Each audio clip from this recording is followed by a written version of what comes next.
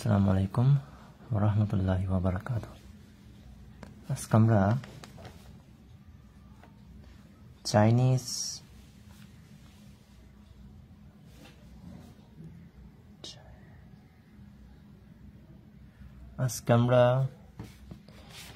Chinese reminder theorem নিয়ে কথা বলবো। চাইনিজ রিমাইন্ডার থিওরেম নিয়ে কথা বলবো। Reminder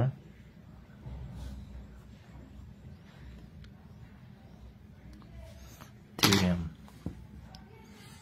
Chinese remainder theorem. तो Chinese remainder theorem এর স্টেটমেন্ট কি?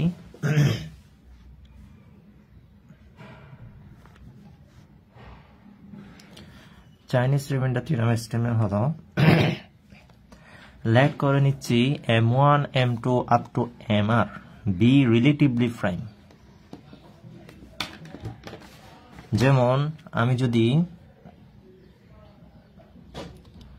2 3 5 7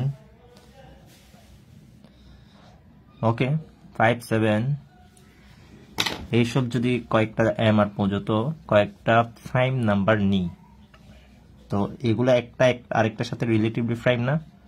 2 3 এর সাথে প্রাইম, 3 5 এর সাথে রিলেটিভলি প্রাইম, 5 7 এর সাথে relatively prime number. Just that তো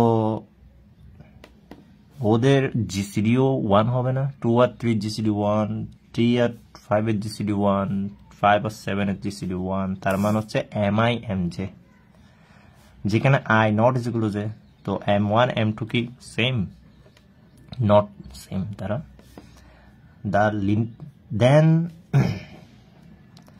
দ্য লিনিয়ার কনগ্রুয়েন্স, তাহলে লিনিয়ার কনগ্রুয়েন্স হবে, আমরা গত লেকচারে লিনিয়ার কনগ্রুয়েন্স এর অঙ্ক দেখে এসেছি। এরপর চাইনিজ রিমাইন্ডার থিওরেম ইউজ করেও সিমিলটেনিয়াস কনগ্রুয়েন্স সিস্টেমে কিভাবে আমরা অঙ্কগুলো করা লাগে সেগুলো দেখে এসেছি। ওখানে আমরা লিনিয়ার কনগ্রুয়েন্স সলভ করেছি। তো এগুলো হচ্ছে সেই লিনিয়ার কনগ্রুয়েন্স। ওকে, তো এই লিনিয়ার কনগ্রুয়েন্সের একটা সিমিলটেনিয়াস সলিউশন থাকবে। কি থাকবে? একটা সিমিলটেনিয়াস সলিউশন থাকবে। যে সিমিলটেনিয়াস সলিউশন এর ইউনিক মডুলো এগুলো থাকবে। তার মানে হচ্ছে এটা m। ওকে, এটাকে আমি m ধরলাম। তার মানে হচ্ছে ইউনিক মডুলো m থাকবে শুধু, মানে m1 m2 m3 mr এর ইউনিক মডুল থাকবে। তো আমাদের সিমিলটেনিয়াস সলিউশনটাও যেমন দেখাতে হবে, সিমিলটেনিয়াস সলিউশন দেখানোর পর ওই সিমিলটেনিয়াস সলিউশনের একটাই সলিউশন থাকবে যে সলিউশনটার হচ্ছে ইউনিক, যে সলিউশনটা হচ্ছে আমাদের ইউনিক। ইউনিকনেসও প্রমাণ করা লাগবে। তাহলে স্টেটমেন্ট হচ্ছে এটাই। এখন আমরা প্রুফ করতে যাচ্ছি। তো আমি এখানে যেমন ধরে নিয়েছি m1 m2 m3 up to mr। তো ওদেরকে আমি m ধরে নিলাম, এটা আমি লেট করে নিলাম। ওকে, এটা আমি লেট করে নিলাম। তো এখানে আপনি যদি করেন এটা কত আসে? 3 3 6 500 210। তো এখানে আসবে 210, তাই না? তো সেটাই হচ্ছে m।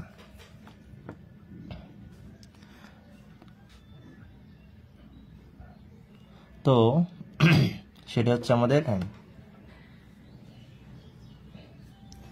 এখন mটাকে আমি লিখতে পারি এভাবে। দেখেন, একটু আমি এটাকে এক্সপান্ড করি, m1 m2 up to m1 m2 m3 এভাবে করে up to mk-1 m minus 1 এর পর mk plus 1 up to mr, ওকে, এইভাবে লিখলাম, এক্সপান্ড করলাম up to mr সমান সমান m। তো আমি এখন এই mkটা দিয়ে এই mk ভাগ দিব, mkটা দিয়ে, ওকে, মানে আমি যে কোনো একটা নাম্বার নিয়ে ধরে নিলাম mk, m1 থেকে mr এর ভেতরে mk দিয়ে আমি এই পুরোটাকে ভাগ দেব। যেমন আপনি 7 দিয়ে ভাগ দিলেন, কি দিয়ে? 7 দিয়ে ভাগ দিলেন, তাহলে 7 কি থাকবে? 7টা এই পাশে চলে আসবে না? 7টা এই পাশে চলে আসবে, 7টা থাকবে না এদিকে। তাহলে 7 দিয়ে যখন ভাগ দিচ্ছেন তখন আমাদের এটা divided by m divided by 7 সমান এই তিনটা থাকবে না? তো m divided by mk is equal to m1 m2 up to mk minus 1 mk plus 1 up to mr। আচ্ছা, তো আমি ওকে ধরে নিচ্ছি ক্যাপিটাল mk, ওকে ধরে নিলাম capital mk। Capital M k is equal to M1, M2 up to MK minus 1, MK plus 1 up to MR। এটাকে আমি ধরে নিচ্ছি 2 নাম্বার ইকুয়েশন, ঠিক আছে? ওকে, এখান থেকে একটা জিনিস খেয়াল করেন, এখান থেকে যে mkটা বেনিশ হয়েছে, mkটা, তো ওই mk আর এই mk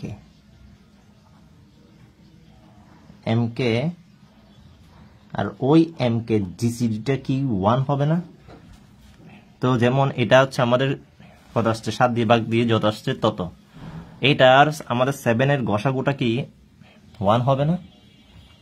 তো যেখানে for all k is equal to 1 থেকে কিন্তু r, তাই না? k এর মান হচ্ছে 1 থেকে r, খেয়াল রাখতে হবে।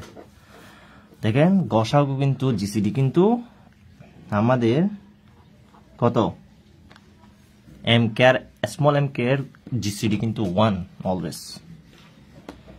তো এখন কথা হচ্ছে, আপনারা নিশ্চয় জানেন ax is congruent to b modulo m। তো এই লিনিয়ার কনগ্রুয়েন্সটাকে, এই লিনিয়ার কনগ্রুয়েন্সের m হচ্ছে আমাদের গসাগু জিসিডি হচ্ছে 1 হলে, আর ডিটা যদি বি কে ডিভাইড করে, ডিটা যদি বি কে ডিভাইড করে, আর যদি ও যে জিসিডি 1 হয়, তাহলে আমি ওকে লিখতে পারি কোন দুইটা সংখ্যার জিসিডি যদি 1 হয়, এ আর এম এর যদি জিসিডি 1 হয়, তাহলে আমি ওকে কিভাবে লিখতে পারি? x is congruent to reminder 1, এই রিমাইন্ডার 1, তাহলে মডুলো m এইভাবে লিখতে পারি।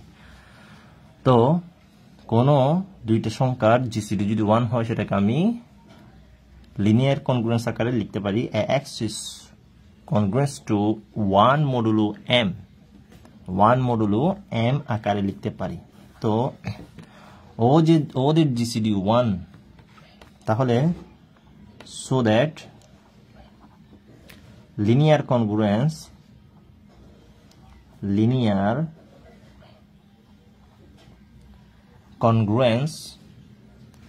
so that linear congruence m কে হবে না, আর m এর জিসিডি 1, তাহলে mk is congruent to 1। আমাদের এখানে কিন্তু একটাই সলিউশন থাকবে, কারণ জিসিডি 1 না, একটাই সলিউশন থাকবে। জিসিডি যদি 1 হয়, একটাই সলিউশন থাকবে, ইউনিক সলিউশন থাকবে। ওকে, তো mk is congruent to, আচ্ছা x দিনে, তো xটা দিনে, x is congruent to 1 modulo car mk, mk, ঠিক আছে? দেখেন এখন এটা তো ইউনিক সলিউশন থাকবে, তাই না? ইউনিক সলিউশন, তাহলে it has unique solution, it has unique solution. আমরা ধরে নিচ্ছি এক্স কে, সেটা সে, তো ইউনিক সলিউশন থাকবে অবশ্যই, যেহেতু GCD1 এটা ইউনিক সলিউশন থাকবে। তাহলে এক্স কে, তো এক্স কেটা আমার ওকে কি করবে, ওকে সিদ্ধ করবে। দেন mk xk is congruent to 1 modulo mk small mk, এটাকে ধরে নেন 3 নাম্বার ইকুয়েশন। দেখেন ওকে, এটা বুঝতে পারছেন? তাহলে আমাদের লিনিয়ার কনগ্রুয়েন্স বানানোর পর ওর একটা ইউনিক সলিউশন থাকবে, সেটাকে আমরা এক্স কে ধরে নিলাম যে এক্স কেটা ওকে স্যাটিসফাই করবে।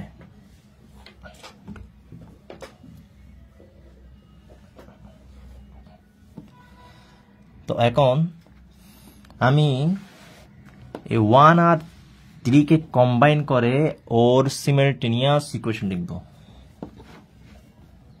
তাহলে বাই 1 and 3, তাহলে 1 আর 3 ইউজ করে আমরা কি করব, 1 এবং 3 কি ইউজ করে আমরা ওর সিমিলটেনিয়াস ইকুয়েশন বের করব। দেন দা সিমিলটেনিয়াস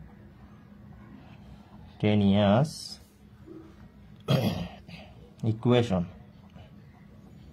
দেন দ্য সিমিলটেনিয়াস ইকুয়েশন হচ্ছে আমাদের এখানে m কে আছে, এখানে x কে আছে, এখানে a1 আছে। তাহলে আমি a1 m1 x1 কে মিলে 1 আর 3 নন মিলি 1 আর 3 নন কে কম্বাইন করে আমরা সিমিলটেনিয়াস ইকুয়েশনটা লিখব ওদের। কিভাবে, a1 m1 x1 plus a2 m2 x2 plus up to plus ak minus 1 m k minus 1 x k minus 1 plus ak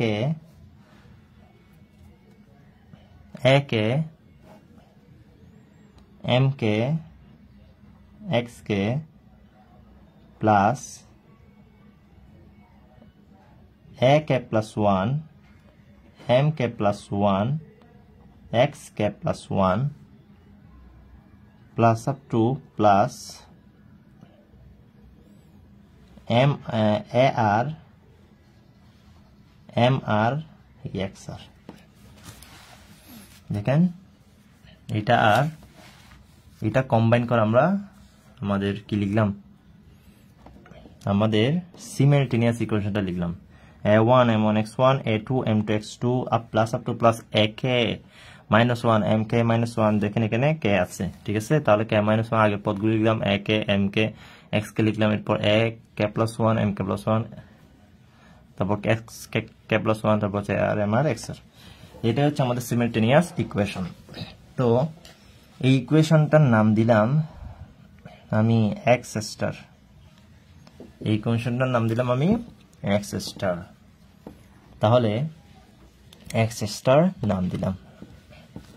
তো এটা থেকে আমি কাজ করব, তার আগে আমি একটা কথা লিখতেছি। নাও উই টেক, আমি এই m1 থেকে mr, তাই না? মানে এটা কি এখানের ভেতর থেকে একটা আমি পার্টিকুলার একটা প্রাইম নিব, পার্টিকুলার একটা প্রাইম নাম্বার নিব, যেমন mi নিচ্ছি ওকে we take a particular prime আমরা একটা পার্টিকুলার প্রাইম নিলাম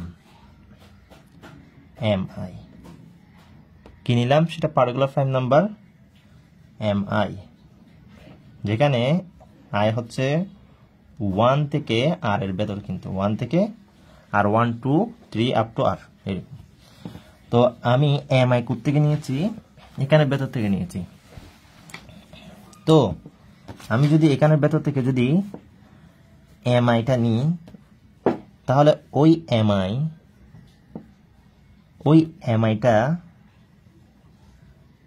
তাহলে আমি ওই mi টা কি এখানে ওই mi টা আমাদের যে বেনিশ হয়ে গিয়েছে এখানে m কে তো বেনিশ হয়ে গিয়েছে m কে ওকে যখন ভাগ দিয়েছে তখন আমাদের ক্যাপিটাল m কে হয়ে গিয়েছে না তো m কে যেটা বেনিশ হয়ে গিয়েছে ওই m কেটা অবশ্যই ওই mi একটা পার্টিকুলার প্রাইম ওই পার্টিকুলার প্রাইম কে অবশ্যই 100% কি করবে ডিভাইড করবে 100% ডিভিজিবল হবে ওই m কেটা mi টা আমি যেটা mi নিলাম পার্টিকুলার প্রাইম নাম্বার এখানে ভেতর থেকে আমি যে পার্টিকুলার প্রাইম নাম্বারটা নিলাম 1 থেকে r এর ভেতর তো যে পার্টিকুলার প্রাইম নাম্বার নিলাম ওই প্রাইম নাম্বারটা আমি ক্যাপিটাল mi ধরলাম তো ওই mi টা ডিভিজিবল হবে m কে দ্বারা যেটা আমাদের এখানে অলরেডি নেই সেই ভ্যালুটা দ্বারা সেই প্রাইম নাম্বারটা দ্বারা কি হবে ডিভিজিবল হবে তো যেমন 12 টা 4 দ্বারা ডিভিজিবল ওকে 12 টা 4 দ্বারা ডিভিজিবল তাহলে আমরা এটাকে কি লিখতে পারি 12 is congruent to 0 মডুলো 4 না তাহলে আমাদের ক্লিয়ারলি ডিভাইড হইছে না তো ক্লিয়ারলি যদি ডিভাইড হয় আমি বললাম ওই পার্টিকুলার প্রাইম নাম্বারটা যেটা বেনিশ হয়ে গিয়েছে স্মল m কে ওই m কে দ্বারা ক্লিয়ারলি ডিভাইড হয়েছে তাহলে আমি লিখতে পারি capital mi is congruent to 0 modulo m K small m কে লিখতে পারি না তাহলে রিমাইন্ডার শূন্য হবে না রিমাইন্ডার 0 রিমাইন্ডারটা আমাদের 0 না তাহলে mi এর রিমাইন্ডার 0 তো mi এর রিমাইন্ডার যদি 0 হয় এখন খেয়াল করেন তো 1 এর 0 2 0 3 0 দেখেন রিমাইন্ডার কিন্তু 0 শুধু একটা নাম্বারের 0 হবে না সেটা কোনটা বলেন তো সেটা হচ্ছে আমাদের এই জায়গা 2 ননে খেয়াল করেন 2 ননে ইকুয়েশনে প্রত্যেকটা কিন্তু 0 শুধুমাত্র m কেটা 0 না m কেটা 0 কারণ এখানে m কে আছে m কে নাই m কে এখানে উপস্থিতি নাই তাহলে m কে বাদে এখানে m কে বাদে এই টার্মটা বাদে তো আমি এখন লিখব পরের লাইন এটা বাদে আমাদের প্রত্যেকটার মান কিন্তু 0 mi এর মান 0 তার মানে হচ্ছে m কে বাদে প্রত্যেকটার মান 0 হয়ে যাবে দেখেন এখানে m1 দ্বারা আপনি m কে ভাগ দিতে পারতেছেন m1 দ্বারা m কে ভাগ দিতে পারতেছেন ওকে m1 দ্বারা m কে ডিভাইড করতে পারতেছেন তাহলে 0 ক্লিয়ারলি ডিভাইড কিন্তু ক্লিয়ারলি ডিভাইড রিমাইন্ডার 0 m2 দিয়ে ওকে ভাগ দিতে পারতেছেন তাহলে এখানে m2 বেনিশ তাহলে ক্লিয়ারলি ডিভাইড হচ্ছে এগুলো রিমাইন্ডার কিন্তু 0 তো রিমাইন্ডার 0 তো mi সেটা হচ্ছে mi তো রিমাইন্ডার 0 তার মানে হচ্ছে ওদের রিমাইন্ডার 0 শুধুমাত্র m কেটা দ্বারা m কে নাই এখানে তো m কে দ্বারা আপনি কিন্তু ভাগ দিতে পারতেছেন না m কে দ্বারা এখানে কি করতে পারতেছেন না ভাগ দিতে পারতেছেন না m কেটা এখানে নাই শুধুমাত্র m কে দ্বারা আপনি এটাকে ভাগ দিতে পারতেছেন না ঠিক আছে m কে দ্বারা আপনি m কে এই স্মল m কে দ্বারা আপনি এটাকে ভাগ দিতে পারতেছেন না যার কারণে আমাদের শুধুমাত্র ওই থাকবে বাকিগুলো 0 হয়ে যাবে m1 m2 mk-1 এগুলো 0 হয়ে যাবে mk+1 mr এগুলো সবগুলো 0 হয়ে যাবে ওকে তাহলে আমরা এরপর লিখব x star is equal to x star এরপর আমরা লিখব x star is equal to 0 plus 0 plus 0, ওগুলো সবগুলো 0 তো না, শুধুমাত্র কে থাকবে বলছি, m কে থাকবে, কে থাকবে, m কে থাকবে, m কে x কে, শুধুমাত্র কে থাকবে, আমাদের এই টার্মটাই থাকবে, এই টার্মটাই থাকবে, কারণ আমরা এখানে স্মল m কে নাই, স্মল m কে দিয়ে ওকে ভাগ দিতে পারতেছেন না, তাহলে আমাদের শুধুমাত্র এই টার্মটাই থাকবে, এই টার্মটা থাকবে, ক্লিয়ারলি ডিভাইড হচ্ছে না যেহেতু টার্মটা বেনিশ, তাহলে ওখানে প্রত্যেকটা যদি 0 হয়ে যায়, আবার বলতেছি দেখেন এখানে রিমাইন্ডার কিন্তু 0 আসছে, এর মান 0, তো আপনি যাই এখানে এটাকে যা দিয়ে ভাগ করেন না কেন ক্লিয়ারলি ডিভাইড হচ্ছে, শুধুমাত্র কে বাদে, m কে বাদে, স্মল m কে তো এখানে নেই, তা স্মল m কে এখানে নেই, m কে দ্বারা ওকে ডিভাইড করতে পারতেছেন না, তার মানে ওর উপস্থিতি আছে, ওর উপস্থিতি থাকবে, বাকিগুলো 0 হয়ে যাবে, তাহলে বাকিগুলো 0, 0 প্লাস 0 প্লাস 0, এখন আপনি এগুলো কার জন্য 0 পাইছেন, 0 গুলো ওই মডুলো m কে, মডুলো স্মল m কে বের করার জন্য, মডুলো স্মল m কে বের করার জন্য, তাহলে এখানে কনগ্রুয়েন্ট চিহ্ন দিয়ে দিবেন, তো আপনি মডুলো m কে জন্য এই সমস্ত মান 0 পেয়েছেন, শুধুমাত্র m কে, তো m এই স্মল m কে জন্য এটার উপস্থিতি আছে, স্মল m কে জন্য ওর উপস্থিতি আছে, তাই মডুলো m কে, এই mটার জন্য, এই m কে জন্য, এই m কে জন্য আপনার এই টার্মটার কি আছে, অস্তিত্ব আছে, এক্সিস্টেন্স আছে, এই টার্মটা বেনিশ হয়নি, এই টার্মটা এপিয়ারেন্স আমাদের এপিয়ার হয়েছে এখানে, যদি আমাদের m কে দ্বারা ওকে যদি ভাগ যেত তাহলে আমার কি হয়ে যেত, ওইও 0 হয়ে যেত, ঠিক আছে, তো x star is congruent to a K, m K, x K modulo small m কে, তো এই স্মল m কে জন্যই ও আছে, বাকিগুলো 0 হয়ে গেছে, তাহলে আমরা লিখতে পারি x star is congruent to a K m কে, দেখেন কই গেল,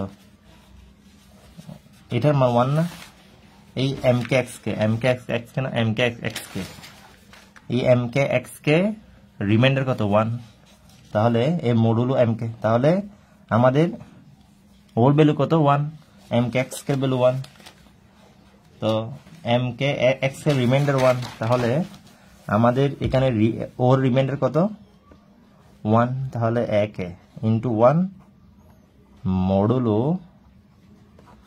m কে, তো আমরা পাচ্ছি এখন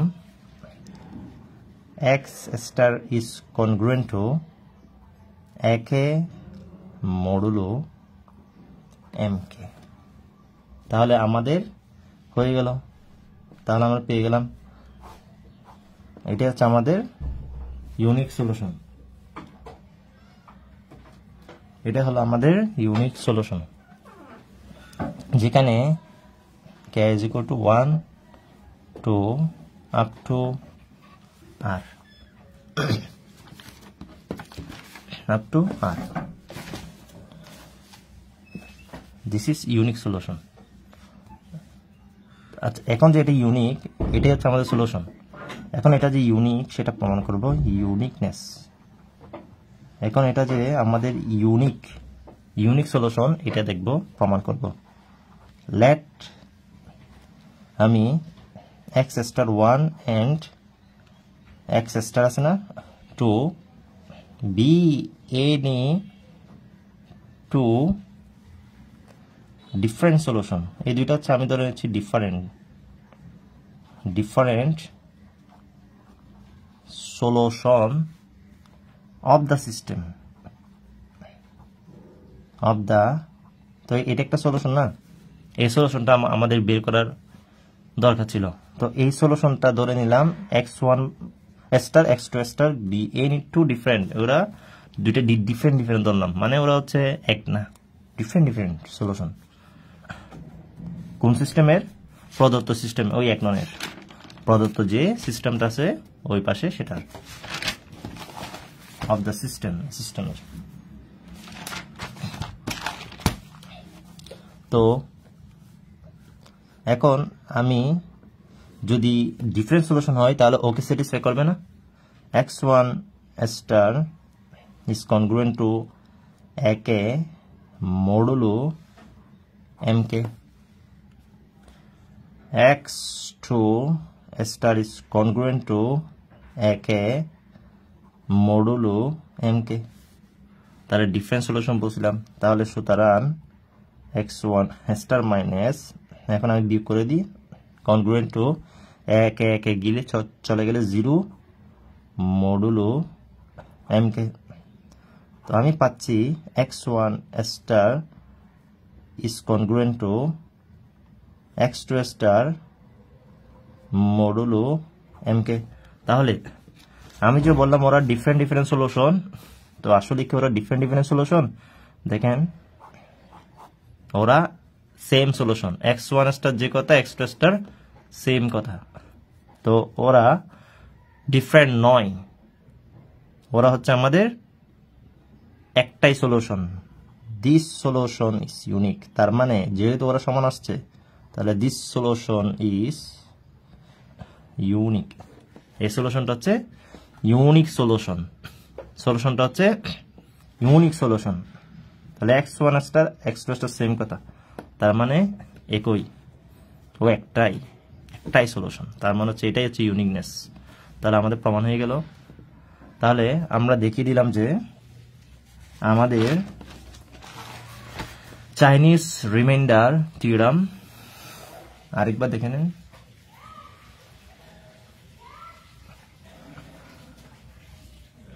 তো আমাদের এভাবেই মনে রাখতে হবে। তো এই টার্মটা কেন আছে বুঝছেন তো? ঠিক আছে, এখানে কিন্তু এমআই কিন্তু 0, রিমাইন্ডার 0, তার মানে এগুলো সব 0 হয়ে যাবে, প্রত্যেকটা এমকে দিয়ে ভাগ যাচ্ছে, M1 এমকে দিয়ে, M2 এমকে দিয়ে, তাহলে ওদের বেনিশ ওরা থাকতেছে না, আমাদের M1 M2 এগুলা আমাদের মানে রিমাইন্ডার গুলো 0, একমাত্র এমকে বাদে এমকেটা তো যাচ্ছে না। ঠিক আছে, এমকেটা তো এখানে ওকে দিয়ে ক্লিয়ারলি ডিভাইড যাচ্ছে না, তার মানে এমকেটাই, ক্যাপিটাল এমকেটাই আমাদের কি থাকবে, অস্তিত্ব থাকবে। ওকে, আর সবার বাকিগুলোর রিমাইন্ডার 0, সবগুলো 0 হয়ে যাবে, শুধুমাত্র ওই থাকবে। কার জন্য? সেটা স্মল এমকের জন্য। কার জন্য? স্মল এমকের জন্য। কার জন্য? এই স্মল এমকের জন্য আমাদের এটা কি হতে পারে নাই, 0 হতে পারে নাই, যার জন্য ওর মডুলো এমকে নিতে হবে, মডুলো এমকে। তো মডুলো এমকের জন্য প্রত্যেকটার মান 0, মডুলো এমকের জন্য প্রত্যেকটা মান 0 হয়েছে, মডুলো এমকের জন্যই প্রত্যেকটা এমআই এর মান 0 হয়েছে, শুধুমাত্র এমকে বাদে, শুধুমাত্র এমকে বাদে, ক্যাপিটাল এমকে বাদে। ওকে, তাহলে এই ছিল আমাদের আজকে চাইনিজ রিমাইন্ডার থিওরাম, গুরুত্বপূর্ণ থিওরাম, যেটা 5 মার্কসের জন্য আসে। তো আমরা অঙ্ক দেখিয়ে দিয়েছি। ভালো থাকবেন, সুস্থ থাকবেন, আল্লাহ হাফেজ।